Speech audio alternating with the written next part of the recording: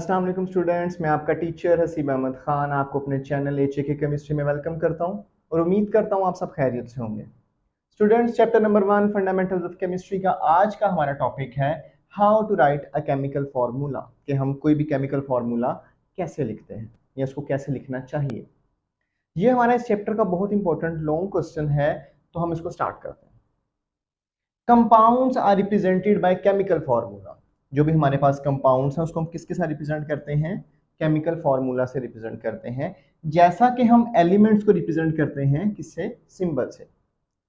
जैसा कि हम एलिमेंट्स को सिंबल से रिप्रेजेंट करते हैं, वैसे ही हम कंपाउंड्स को किससे रिप्रेजेंट करते हैं? केमिकल फार्मूला से रिप्रेजेंट करते हैं। अब chemical formula of compounds are written keeping the following steps in consideration. तो जब भी हमने कोई भी केमिकल फार्मूला लिखना है तो हमने इन चंद पॉइंट्स को अपने जहन में बिठा के लिखना है। Number 1, symbol. Symbols of two elements are written side by side. हमारे पास फॉर एग्जांपल दो एलिमेंट्स जो मिलकर कंपाउंड बना रहे हैं, फॉर एग्जांपल NaCl ही लिख रहे हैं, ठीक है, तो हम उन दोनों एलिमेंट्स को किस तरह लिखेंगे? साइड बाय साइड, यानी कि साथ साथ। इसको हम इस तरह साथ साथ लिख लेंगे, साथ साथ लिख लिया। अब NaCl है, दोनों को आप किसी तरह भी लिख सकते हो, सोडियम और क्लोराइड लिखना है, ठीक है। लेकिन उसके बाद उसने ये भी बता दिया in the order of positive ion first and negative ion later, कि जो पॉजिटिव आयन है उसको हमने पहले लिखना है और जो नेगेटिव आयन है उसको हमने बाद में लिखना है।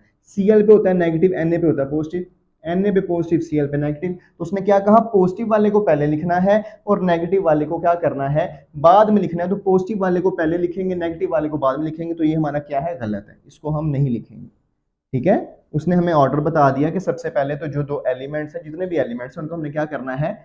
साइड बाय साइड, एक दूसरे के साथ साथ लिखना है। और उसमें से भी पहले किसको लिखना है? जो पॉजिटिव आयन है उसको हमने पहले लिखना है, और जिसके ऊपर नेगेटिव आयन है यानी कि जो नेगेटिव चार्ज है जिसके ऊपर, उसको हमने क्या करना है? उसको हमने बाद में लिखना है, ठीक है। उसके बाद नेक्स्ट है हमारे पास valency. Valency of each ion is written on the right top corner of its symbol. कि किसी भी एलिमेंट की जो भी वैलेंसी है उसको हमने उसके टॉप राइट कॉर्नर पे, यानी कि राइट साइड पे, ऊपर वाली साइड पे लिखना है, राइट ऊपर, ठीक है। ये देखो सोडियम है, अब इसको हमने कहां लिखा? राइट साइड पे लिखा, और कहां लिखा? ऊपर लिखा, ठीक है। तो इसी तरह हमने जितने भी हमारे पास एलिमेंट्स हैं, जितने भी आयन्स हैं, उनकी जो वैलेंसी है उसको हमने कैसे लिखना है? राइट टॉप कॉर्नर पे। कहां पे लिखना है हमने? राइट टॉप कॉर्नर, यानी कि राइट साइड पे, ऊपर वाली तरफ, ठीक है। ये हमारे पास एग्जांपल्स हैं। Na के ऊपर पॉजिटिव 1 वैलेंसी है, तो हमने क्या किया? पॉजिटिव उसका कहां लिखा? Right top. कैल्शियम की 2 पॉजिटिव है, कहां लिखा? Right top. क्लोराइड आयन भी इसी तरह राइट टॉप, और जो ऑक्सीजन है उसकी भी वैलेंसी हमने कहां लिखी? राइट साइड पे, टॉप कॉर्नर पे। उसके बाद नेक्स्ट हमारा पॉइंट है cross exchange. The valency of each ion is brought to the lower right corner of other ion by cross exchange method. कहता है कि आपने उनकी वैलेंसी उसके ऊपर लिख ली, अब हमने क्या करना है? जो उसकी वैलेंसी है इसको हमने क्रॉस एक्सचेंज कर देना है।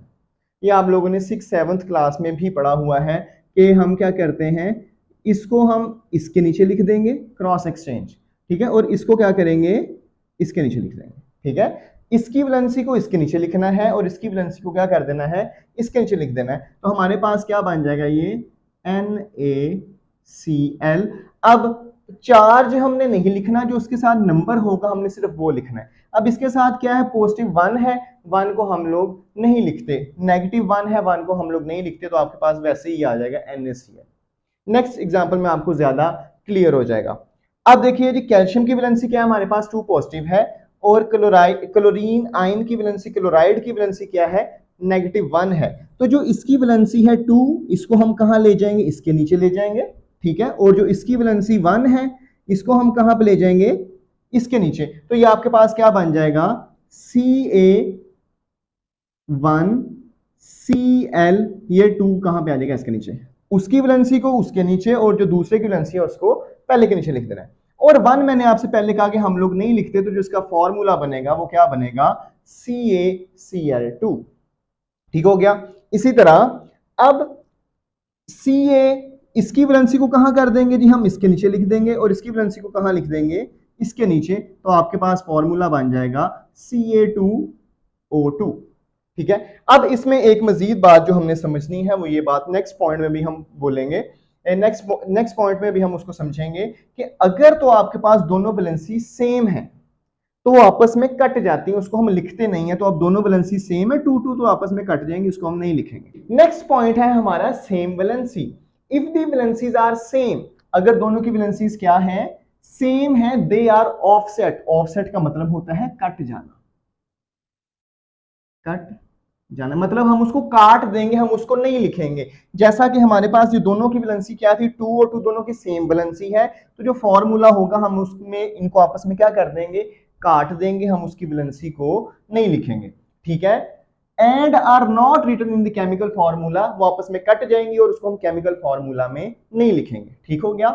But if they are different, लेकिन अगर हमारे पास ये वैलेंसीज क्या हो, इनकी डिफरेंट वैलेंसीज हो, they are indicated as such at the same position, तो हम उसको वैसे ही लिखेंगे जैसा कि हमने पीछे पढ़ा है। अब देखिएगा यहां पे इसकी वैलेंसी 2 है और 1 है, डिफरेंट वैलेंसीज हैं, तो हम क्या करेंगे, इसकी वैलेंसी को दूसरे के नीचे लिख देंगे और दूसरे वाले की वैलेंसी को हम पहले के नीचे लिख देंगे, वो हमने लिख दी। लेकिन अगर क्या है, दोनों की वैलेंसी सेम है, लाइक यहाँ पे भी 2 है और दूसरे वाले की भी 2 है, तो वापस में क्या हो जाएंगी, कट जाएंगी। ठीक है, उसको हम फॉर्मूला में नहीं लिखेंगे।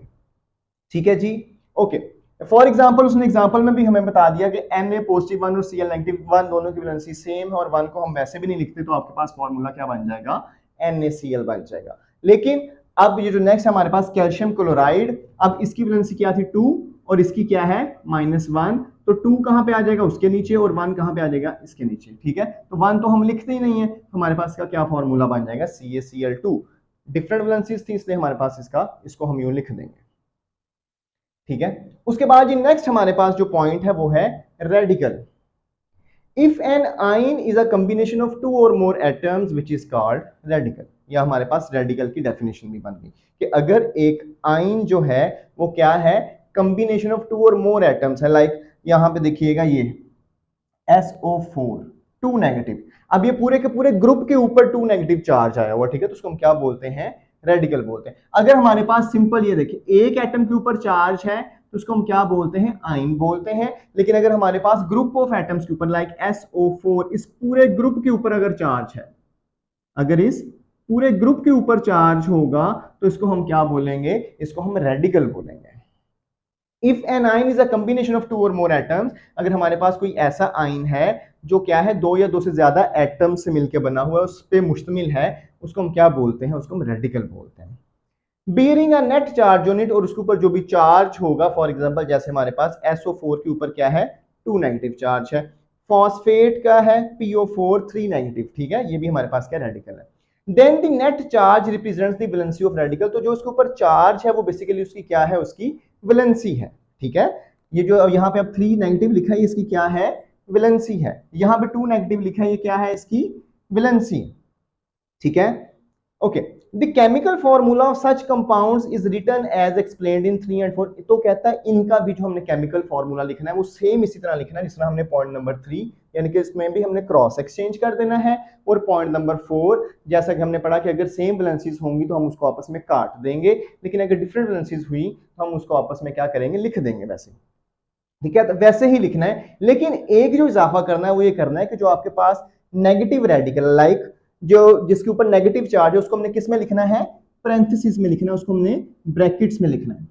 फॉर एग्जांपल एल्यूमिनियम सल्फेट है, एल्यूमिनियम की वैलेंसी होती है 3 पॉजिटिव और SO4 यानी कि सल्फेट जो रेडिकल है इसकी वैलेंसी क्या है, 2 नेगेटिव। तो हम इसको क्या कर देंगे, क्रॉस एक्सचेंज कर देंगे।